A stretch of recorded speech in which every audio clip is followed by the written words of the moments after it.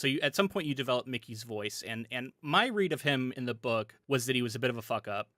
He's capable in his own way, but doesn't seem to think things through fully before getting into them. And then I felt like that thing I was picking up on is what really became the character in the film, who was much more of like the fuck up. And it was interesting sort of inversion of what you might expect from a character in a sci-fi film who a lot of them tend to be very capable. Your Mark Watney type who, maybe is cutting jokes, but is also like solving problems and like just very hyper capable. And that's not what Mickey is. And so I'm just curious, like how you developed this character, like where does this personality come from? Yeah, so it's always interesting to me when a critic really nails you between the eyes. There was a review of my newest book, The Fourth Consort, which started off with Edward Ashton has come up with yet another just some guy TM main character.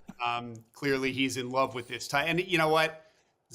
Boom. Absolutely. He got me. That's the sort of character I like. I understand some people prefer to have that kind of like heroic character. Like as you say, Mark Watney. I don't remember the name of the guy from Project Hail Mary. Andy Weir likes these hyper competent, heroic guys.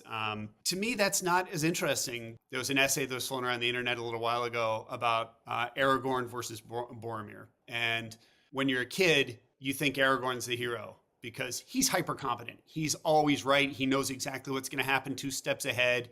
He can defeat everyone in every battle and blah, blah, blah, blah, blah. And Boromir's just some guy. He didn't even want to be there. His dad made him go on this quest, right? Like, not to mention you think for a little while he failed because he was tempted by the ring. At the end of the day, even though he's just some guy, he steps up and he's the one who sacrifices his life for his friends. Aragorn doesn't. Aragorn becomes the king. He walks away with the beautiful girl and the crown on his head. Boromir's dead with 50 arrows in him because he sacrificed himself at the end of the day, even though he didn't have any superpowers. He doesn't have any great gifts or anything like that. He's just somebody who steps up and does what has to be done when it has to be done. And to me, that's a much more compelling character. And that's the kind of characters I try to write.